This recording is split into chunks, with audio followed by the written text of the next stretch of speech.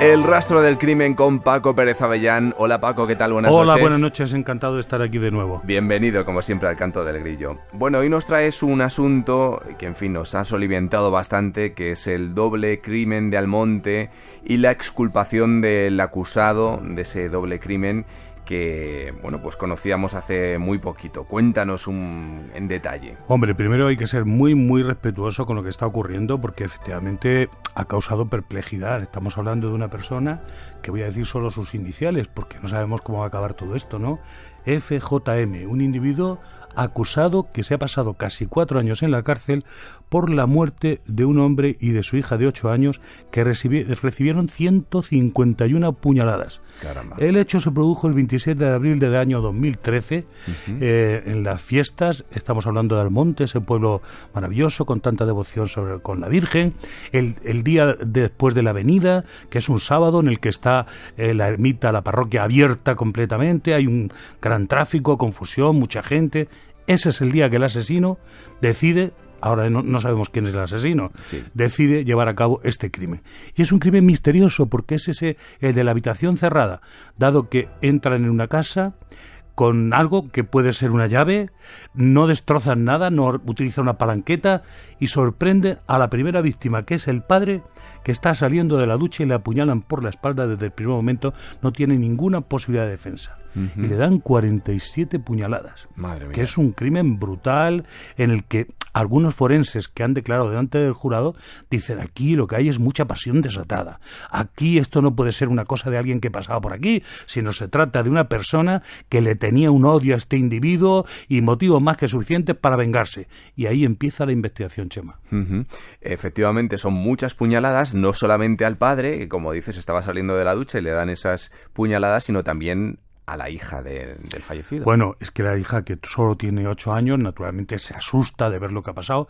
El crimen se empieza en un pasillo, sencillamente al salir de la ducha, y la niña huye hacia su habitación y se pasa primero por la cocina para coger también un cuchillo, pensando la pobrecita de que va a poderse defender del agresor, y se mete incluso debajo de la cama. Una vez que el agresor acaba con el padre, se va hacia la niña, la apuñala 100 veces. Estamos hablando de más del doble de lo que recibe el padre. O sea que aquí volvemos a encontrarnos una hazaña fuera de lo normal. Todo esto sirve a los investigadores para trazar el perfil del asesino, como no podía ser de otra manera.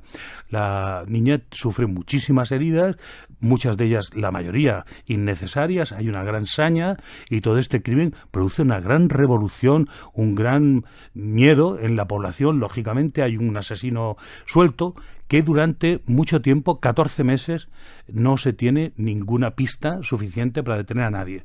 Y a los 14 meses es detenido un almonteño, una persona de la localidad, que resulta que es compañero en el trabajo de la víctima, que también tiene una relación sentimental con la que era esposa de ese compañero y madre de la niña asesinada.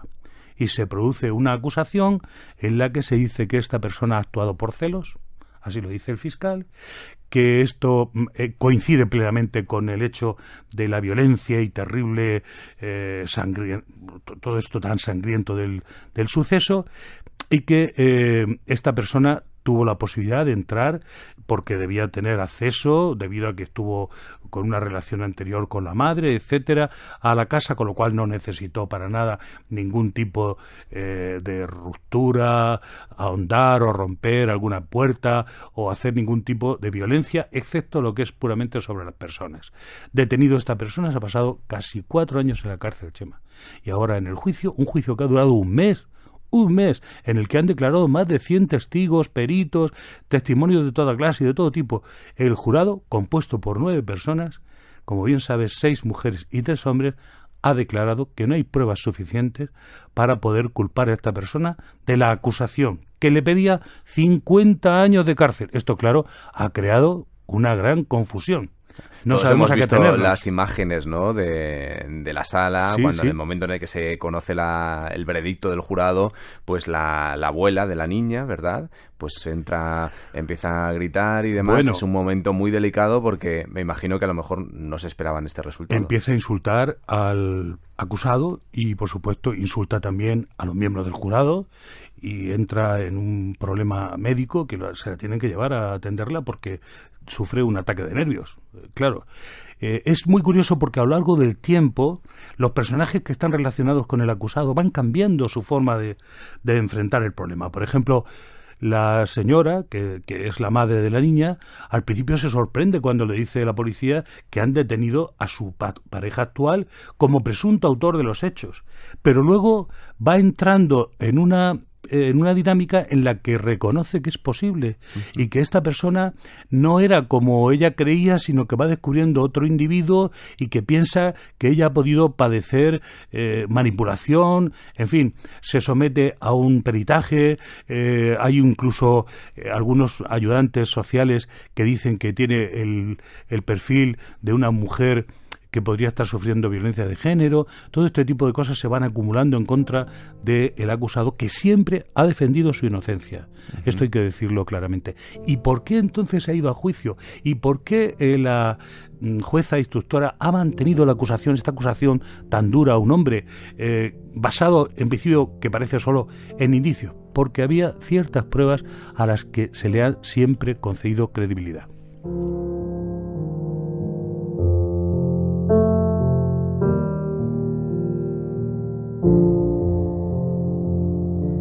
¿Y cuáles eran esas pruebas que estaban en poder? La más importante, la que permite en un momento determinado a los investigadores detener al sospechoso, es el hallazgo de unos signos de ADN en 3 toallas limpias. Bueno, no pueden estar limpias si tienen algo de ADN, claro, pero sin manchas, es decir, que no han sido utilizadas, por ejemplo, para tocar con ellas a las víctimas, ni están contaminadas de sangre, ni nada de esto. Los investigadores creen que allí el agresor se limpió las manos, se secó del sudor inevitable de tanta lucha, etcétera, y consideran que es un ADN absolutamente válido que sitúa al presunto autor de los hechos hoy totalmente liberado y en libertad, porque no podía estar allí ese ADN.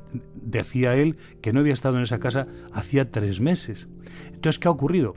Algunos peritos han declarado, algunos de muy renombrados en Andalucía. Uno de ellos, el jefe del servicio de laboratorio de la Universidad de Granada, respetado sobre los temas biológicos y especialmente de ADN, dice que ese ADN podría ser un ADN que viene por contaminación a través de la mujer, la madre de la niña, que como tiene relaciones con el presunto autor, pues podía haber transferido esos restos de ADN a las toallas. Pero eso hay quien ha dicho, muy complicado, ¿no? Exactamente, hay quien ha dicho de una forma objetiva, creo yo, y objetivando todo, que esto es una rareza imposible, sobre todo porque ella lo que hacía con esas toallas era lavarlas, y entonces al lavar esas toallas, muchas veces con lejía o con otro producto muy duro, pues hace desaparecer el ADN, o sea que no tiene sentido este hecho, ¿no?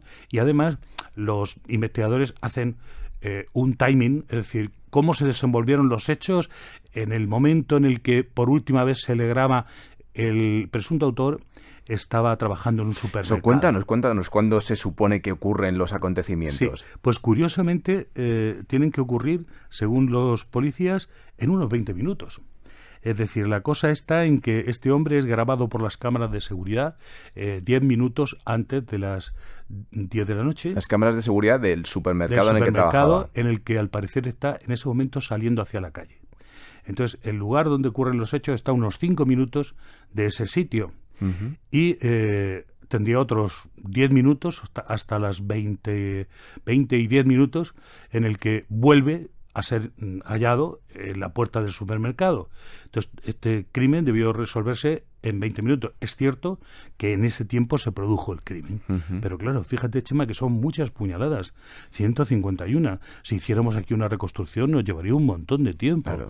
Y el desplazamiento de un lado para otro. La niña, además, estaba tapada con una manta. Eso sí significa siempre que el agresor se horroriza de lo que ha hecho y no quiere ver el rostro de la persona. Lo quiere cosificar, convertirlo en una cosa y olvidarse de ella, ¿no? Eso es algo común en este tipo de crímenes. Ocurren en los crímenes cuando resulta resulta que cuando te arrepientes, le echas agua cuando encima. el asesino tiene alguna relación sentimental anterior a lo que ha ocurrido y que por lo tanto le crea un rechazo, Sí, ¿no? un rechazo. Entonces, esto es importante. Hay una serie de cosas que van, digamos, centrándose en las sospechas de este hombre, y para los policías no hay duda ninguna, ni siquiera para la jueza instructora, que naturalmente mantiene a este hombre durante casi 4 años en prisión, denegando todas las veces que se ha pedido la puesta en libertad provisional hasta la espera de juicio, porque cree que efectivamente podría influir en el transcurso de la investigación, por ejemplo, borrando pruebas o haciendo que los testimonios fueran forzados, etcétera. Por otros motivos de seguridad no accede nunca. Y sin embargo ahora, de pronto, la presidenta del tribunal resulta que dicta una sentencia oral y le pone en libertad inmediatamente. Esto, naturalmente, nos coloca a los ciudadanos en una situación en la que no sabemos realmente cómo tomarnos. Es decir, ¿es verdad lo que dicen algunos abogados de la acusación, que a lo mejor lo que le ha pasado al jurado es que no se ha atrevido a condenar a una persona a 50 años de cárcel porque ha considerado que las pruebas que había ahí eran demasiado poco fuertes o contundentes? Puede ser, porque este es un juicio muy técnico, en el que probablemente yo estoy convencido de que un jurado, compuesto por gente con conocimientos de criminalística y de jurisprudencia, pues habría reaccionado de otra forma. Mucho más un tribunal profesional, en el que fueran jueces, habría juzgado de otra manera. Una de dos: o no se llega a los 4 años de detención de un individuo que va a ir a juicio por un asunto tan fuerte, o desde luego, si se absuelve, es de una forma radical, porque va a haber un recurso. Va a haber un recurso. Claro, va a haber un recurso puesto por las dos acusaciones. Recordemos lo que decía, que los personajes han ido cambiando. Por ejemplo, la madre de la chica acabó presentándose como una acusación privada más. Tenemos al fiscal y 2 acusaciones privadas. Los padres del marido asesinado y la madre de la niña asesinada, que era la pareja del presunto autor, hoy puesto en libertad y exonerado de todo esto. La mayoría de los testigos o de los peritos apuntaban a la posible culpabilidad de FJM. Bueno, ha habido de todo, porque lógicamente el abogado del acusado es un viejo y buen abogado, Baena Bocanegra, al que yo conocí hace muchos años en Sevilla. Es un prestigioso abogado y yo creo que lo ha llevado estupendamente bien lo que es la defensa. Además, hay que decir, solo para hacer una anotación, que ha habido una fuerte campaña en los medios de comunicación a favor de la inocencia de esta persona. Y no siempre de forma atinada, porque digamos que en el juicio, y me viene la información muy directamente de la gente que ha estado dentro, se ha visto objetivadas las acusaciones. Es decir, había habido un momento en que me parecía que la acusación estaba muy fundamentada, que tenía mucha fuerza, y sin embargo eso no ha calado en el jurado, cosa que reconocen los abogados acusadores. Es decir, o no hemos sabido comunicarle al jurado lo que estaba pasando, o una de dos: también puede ser que este jurado no se haya atrevido con lo que tenía a condenar una condena tan fuerte. Claro, pero entonces eso me lleva a preguntarme si las pruebas, por tanto, no eran contundentes ni eran tantas. Claro, pero fíjate, Chema, es decir, si tú aceptas que el ADN está allí no de una forma casual, sino que lo ha puesto la persona que estaba allí, pues esto es una prueba importantísima. Si tú relacionas que efectivamente se oyó a alguien con una voz de alguien con acento almonteño, que tiene que ser, según los forenses, un perfil de alguien que tiene una relación muy fuerte y sentimental con las víctimas, etcétera y tal, vas trazando un perfil que es el que hace la UCO, la Unidad de Élite de la Guardia Civil, para la acusación. Entonces, claro, yo creo que un jurado profesional, un tribunal compuesto por jueces, habría tratado las pruebas de otra manera. Aquí lo que se nos plantea ¿es justo que las personas de la calle, la gente normal y corriente, y no hablo por mí, se nos pueda preguntar sobre una cosa tan complicada, tan llena de matices, tan técnica? Es decir, porque esto, para poderlo entender, hay que saber ¿cuál es el perito que te ofrece más credibilidad? Si el que está diciendo que esto puede ser una contaminación puramente casual, o el que te está diciendo, mire, déjese de historias, porque esto, después de salir de la lavadora, no puede tener en absoluto rastros de ADN. Entonces, esto es fundamental para poder decidir un veredicto.